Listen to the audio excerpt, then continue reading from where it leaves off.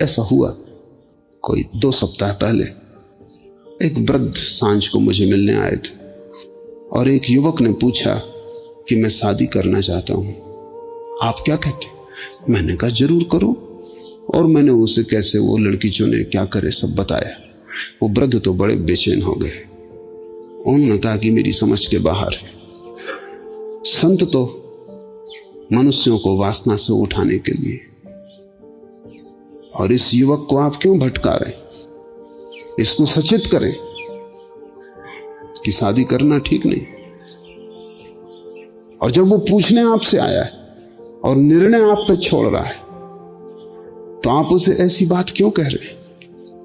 कि वो मुझसे पूछने ही इसलिए आया है, क्योंकि अगर वो शादी न करना चाहता तो मुझसे पूछने का कोई सवाल ही ना था। वो पूछने इसलिए आया है, और अगर मैं कहूं मत कर, तो मैं उसे करने के लिए और भी आकर्षित करूंगा। और अगर वो मेरी मान ले और न करे, तो जीवन भर पीड़ित और परेशान रहेगा।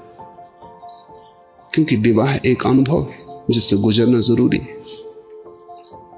आंख से भरा है, फफोले पड़ते हैं, लेकिन उनके बिना कोई प्रौढ़ता भी नहीं आती। दूसरे से गुजरना जरूरी है ताकि तुम अपने पे आ सको। बहुत से दरवाजे खटखटाने पड़ते हैं, तभी अपना घर मिलता है। और ये अभी बूढ़ा नहीं है, आप बूढ़े हैं, आप उस अनुभव से गुजर चुके हैं, आपको उसकी जलन याद है। आप दूध के जले हैं, आप छाछ भी फूंक फूंक के पी रहे हैं, इसको भी जलने दें। तो मेरा कुल काम इतना है कि मैं इसको वो सब कहूं जिससे इतना न जल जाए कि लौटने का उपाय न रहे। जले, अनुभव से गुजरे, लेकिन जीता हुआ वापस लौटा है, नष्ट ना हो जाए उस अनुभव में। बस इतना ही मेरा काम है। ये जो भी करना चाहता है उसमें मैं इसे सहयोग दूं। अगर चोर भी मुझसे पूछने आए कि मैं कैसे चोरी करूं, तो मैं उसे सम्यक चोरी का रास्ता बताऊंगा।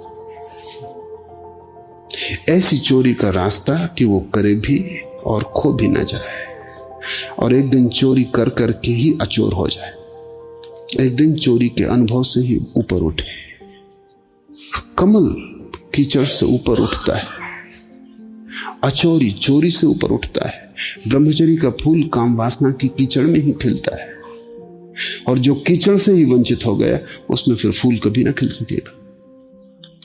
और मैं कौन हूं इसको रोकने वाला?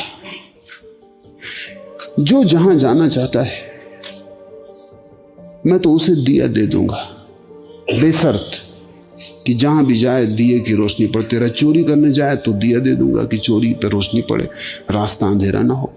काम वासना में जाए तो दिया दे दूंगा, रोशनी रहे रास्ते पर। क्योंकि असली सवाल यही है कि तुम जो भी करो, अगर होश और रोशनी से करो तो तुम्हें कुछ भी बांध ना सकेगा। एक ना एक दिन रोशनी तुम्हें सब नरकों के बाहर ले आएगी। इसलिए सवाल ये नहीं है कि तुम क्या मत करो, सवाल यह है कि बस होश पूर्वक करो। संत सुधारते नहीं, इसलिए वो बिगाड़ते भी नहीं, और जो सुधारने की कोशिश में लगे हैं वो बिगाड़ने के मूल आधार। और जितना ही तुम्हारे तथाकथित साधु जो संत नहीं है, जो खुद भी किसी दूसरे के द्वारा सुधारे गए, यानी गहरे में बिगाड़े गए, जो खुद अपने अनुभव से तेरे नहीं हैं, फूल नहीं बने, जो उधार है, जो किसी सुधारक के चक्कर में पड़ गए और किसी ने जिन्हें सुधार कर रख दिया है, बस ऊपर ऊपर उनका सुधारापन है, भीतर भीतर सब कचरा इकट्ठा है। ये लोग दूसरों को सुधारने में लगे। एक बात ध्यान रखना, जिस बीमारी से तुम परेशान होते हो तुम उसे फैलाने में लगते हो, संक्रामक हो जाती। इन्होंने काम वासना को दबा लिया, इन्होंने ब्रह्मचर्य की कसम ले ली, ये पूंछ कटा बैठे। अभी तुम्हारी पूंछ पे इनकी नजर है, और जब तक तुम्हारी ना काट दें तब तक इनको चैन नहीं है। क्योंकि तुम्हारी भी पूंछ कट जाए तो तुम भी इन्हीं के पूंछ कटे समाज के हिस्से हो जाते, फिर तुम भी दूसरों की काटने में लग जाओगे। तुमने उस लोमड़ी की कहानी पढ़ी ना, जो पूंछ कटा बैठी थी, किसी गुरु के चक्कर में पड़ गई। गुरु तो सभी जगह है, मनुष्यों में भी हैं, लोमड़ियों में भी हैं। वो किसी और गुरु से कटा चुके थे, तो उसने कहा कि जब तक पूंछ न कटाओ तब तक ज्ञान उपलब्ध नहीं होता, और कष्ट से तो गुजरनी पड़ता है, तपस्या करनी ही पड़ती। बिना त्याग किए कहीं कुछ मिला है? और पूंछ को छोड़ो, और पूंछ में है भी क्या? व्यर्थ ही लटकी है, किसी काम की भी नहीं है।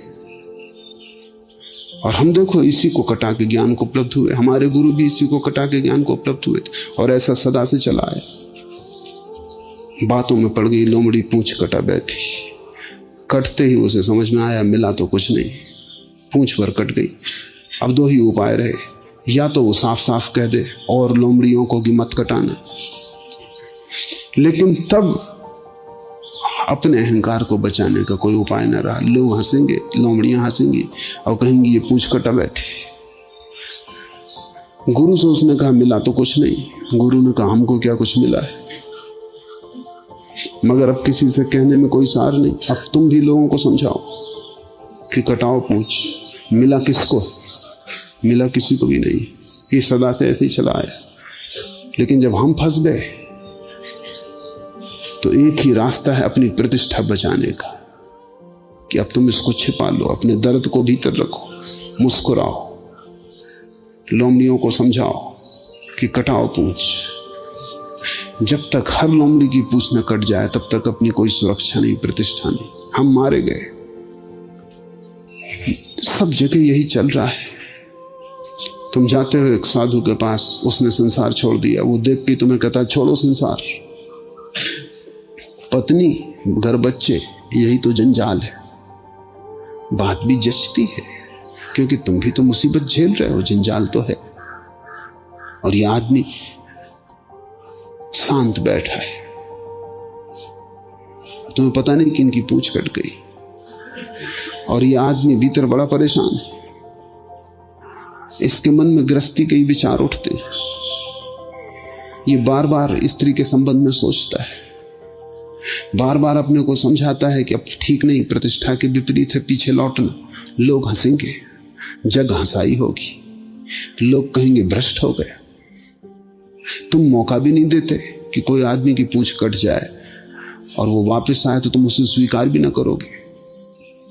एक जैन साधु मुझसे पूछने आए थे, तो मैंने उनसे यही कहा कि जो सत्य है उसको छिपाने की कोई जरूरत नहीं। अगर तुम्हें कुछ भी नहीं मिला इस सब उपवास, त्याग, ढोंग, उपद्रव से, छोड़ दो। उन्होंने कहा छोड़ तो दें, लेकिन अभी जो लोग मेरे पैर छूते हैं वही मुझे जूते मारेंगे, वो कहेंगे भ्रष्ट हो गए।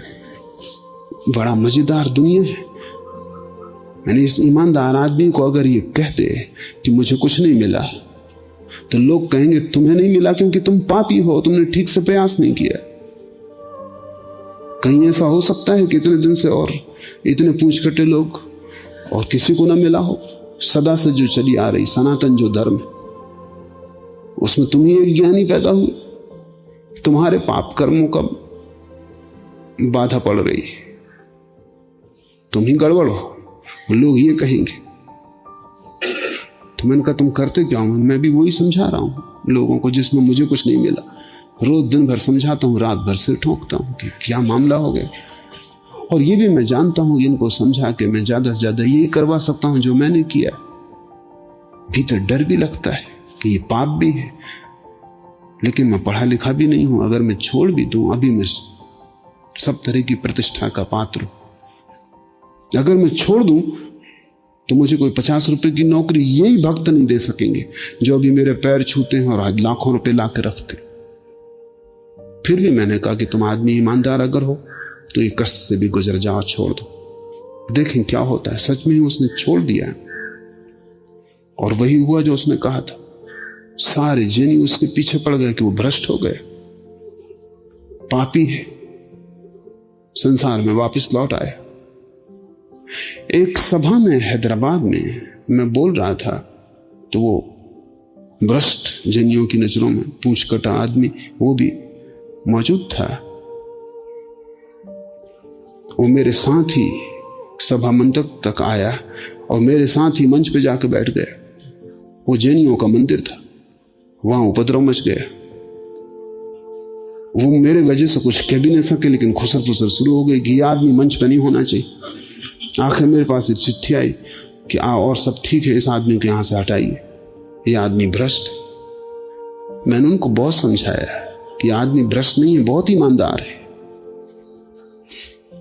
और असली त्याग इसने अब किया है कि ये हिम्मत इसने जुटाई। क्योंकि मैं तुम्हारे दूसरे साधुओं को भी जानता हूं, उनसे भी मेरी अंतरंग बातें हुई हैं और उनको भी मैंने इसी हालत में पाया है। लेकिन ये आदमी ईमानदार है। उन्होंने कहा हम आप भ्रष्टाचार फैलवा रहे हैं, इसको नीचे उतारो। आखिर उन्होंने इतना उपद्रव मचाया कि वो चढ़ बैठे मंच पर, उस आदमी को खींच लिया नीचे, उसकी मारपीट कर दी। और वो आदमी सच में ईमानदार है।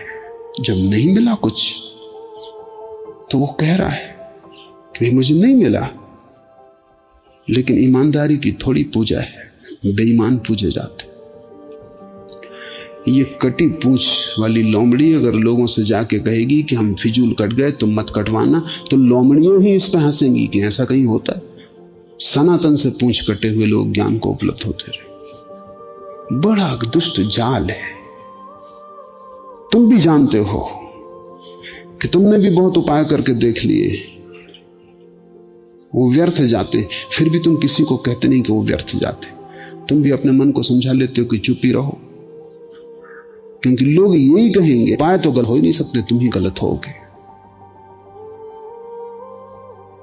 अपने को ढांके हुए हो। लाओस से उसी को संत कहता है जो न तो किसी को सुधारने में उत्सुक है और इसलिए किसी को बिगाड़ने का कारण नहीं बनता। संत की तो भावदशा यह है कि जो हो रहा है उसे वो और सुगमता से होने के लिए तुम्हें मार्ग दे और तुम्हें सहयोग दे कि ठीक है, तुम पश्चिम जा रहे हो, जाओ, मेरे आशीर्वाद। और पश्चिम में मैं भी गया हूं, उस रास्ते पे ये कठिनाइयां हैं, बस सबको तो ठीक, और उससे लौटने के उपाय हैं, ख्याल में रखना कभी जरूरत पड़े तो। लेकिन जहां जा रहे हो जाओ, क्योंकि दूसरे की नियति में जरा भी अड़चन डालनी पाप है। दूसरे के अपनी यात्रा पथ में जबरदस्ती करनी उपद्रव है। और जो भी जबरदस्ती करते हैं वो इसलिए करते हैं कि वो खुद अपने साथ जबरदस्ती कर रहे हैं और वही वो दूसरों के साथ करना चाहेंगे। इसे तुम नियम समझ लो कि जिस आदमी ने अपने साथ जबरदस्ती की है वो दूसरों के साथ जबरदस्ती करेगा, क्योंकि हम जो अपने साथ करते हैं वही हम दूसरों के साथ करते हैं। और जिस आदमी ने अपने साथ कोई जबरदस्ती नहीं की, जिसने स्वाभाविक रूप से सरलता से सत्य की प्रतीति की है, जो उपलब्ध हुआ है, वो किसी के साथ जबरदस्ती नहीं करता। और असहज कहीं कोई समाधि होती, सहज ही समाधि है। संत तुम्हारे साथ कोई जबरदस्ती नहीं करता। ये बड़ा कठिन है हमें समझना, क्योंकि संत की हमारी धारणा यही है कि वो हमें सुधारता, उसके पास जाओ तो वो सुधारेगा, जब सुधरना हो तो उसके पास जाओ। वो जैसे कोई चिकित्सक है, जब तुम बीमार हुए तब जाओ, वो तुम्हारा इलाज करेगा। नहीं, संत का होना सिर्फ एक ही अर्थ रखता है, और वो अर्थ ये है कि जैसा सरल वो हो गया है वैसा ही सरल होने की तुम्हें भी वो सुविधा जुटा दे। सरलता का अर्थ है कर्म नहीं साक्षी, कर्ता नहीं दृष्टा। मनुष्य के कारोबार अक्सर पूरे होने के करीब आकर बिगड़ते। आरंभ की तरह ही अंत में भी सचेत रहने से असफलता से बचा जा सकता है। इसलिए संत सिर्फ एक ही सूत्र देते हैं, एक दिया देते हैं कि तुम सचेत रहो। तुम जहां भी जाओ, तुम जो भी करो, सचेत रहो। बुरा करने का मन है, करो, क्योंकि तुम कर क्या सकते हो अब? इस मन आज नहीं कल फूटेगी। तुम करो, लेकिन सचेत होकर करो। और बड़ी अद्भुत कीमिया है सचेत होने की, क्योंकि जैसे ही तुम सचेत होते हो बुराई अपने आप कम होती जाती। सचेत रह के कभी कोई बुरा कर सका है?